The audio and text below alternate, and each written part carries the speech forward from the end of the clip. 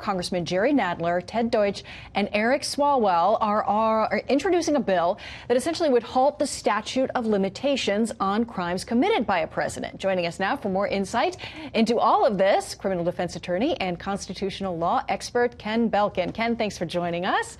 Thanks for having me. Kicking things off, I want to talk to you a little bit about this move that's being made by Nadler and his colleagues there, essentially working towards here's just one of the arguments. This made by Congressman Swalwell, that while I disagree with the legal opinion that says a president cannot be indicted during their term in office, Congress can step up right now and change the law to ensure any president can be held accountable for crimes. He goes on a little bit, but then he says President Trump is living proof of the urgent need to close this loophole. What do you think of the overall effort, and also, I guess what some people might say, a bit of an attack on the part of Congressman Swalwell going after the president in that way?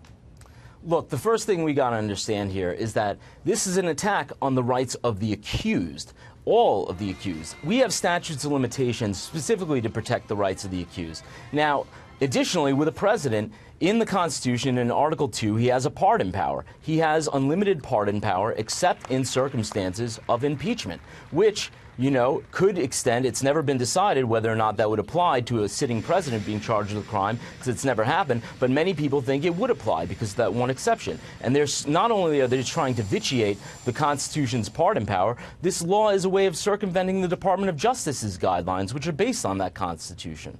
Man, there has been so much talk about what is appropriate as far as the Constitution is concerned. Are we in a constitutional crisis? What are the oversight powers that Congress has? Which brings me to tax returns. The Ways and Means Committee Chair Richard Neal, he subpoenaed the Department of Treasury, Secretary Mnuchin, and the Internal Revenue Service, seeking 6 years of the president's tax returns. The president not releasing those publicly before. Your thoughts on this effort to get the documents? Look, the president is under no legal requirement to release his tax returns. Certain presidents have done so in the past. They did it voluntarily. He's under no requirement to do so. And this guy is a businessman with a lot of interests. I doubt highly that anyone would even understand his tax return without possessing an MBA or a CPA. Now shifting again, as we're talking about constitutional powers, the argument, the House Judiciary Committee voted to cite AG Barr for contempt of Congress. Republicans have been pushing back. They voted against this contempt resolution. There's been this argument made that Congress has oversight responsibilities and that they're being forced to take these steps in an effort to do that. Your thoughts on this being the constitutional crisis that some have been discussing, and also just on the back and forth over holding Attorney General Barr in contempt? I mean, look, Attorney General Barr testified for 5 hours the other day. He doesn't want to testify further because, number one, he believes that some of the testimony could stray in potentially privileged materials under executive privilege. And secondly, that the questioning that Congress is proposing right now is that he be questioned not by members of Congress, by members of the committee's staff and by outside counsel. I don't see why an attorney general should subject himself to outside counsel questioning. And just to get a little listen from the opposing side, of course, this is Speaker Nancy Pelosi. Take a listen.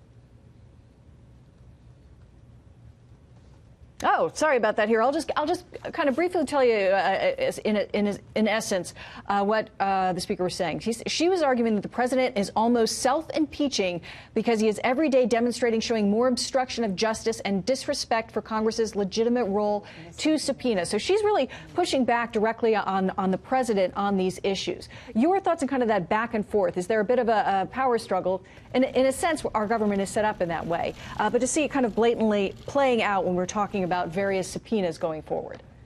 There is supposed to be a process with which the executive branch can comply with subpoenas. It's an accommodation process. Negotiations are held, and a compromise is reached. Some things that are subpoenaed, Congress is not entitled to see, and that's just the reality. And the president has every right to assert privilege in those aspects. But at the end of, yeah. Oh, no, I was going to thank you for your thoughts, actually.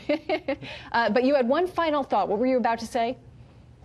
You know, if some of this stuff is privileged, Congress is allowed to petition the courts to have it, you know, disclosed to them, and they should go through the courts to decide that. We have remedies in place. This is not a crisis. They have an avenue that they can pursue through the federal courts, and if they really feel there's something there, they should do that and let a federal district court judge make that ruling. I had the same thought as you were saying it, that we will likely see a lot of action in the courts coming soon. Ken Belkin, thank you so much for your insight today. Thanks for having me.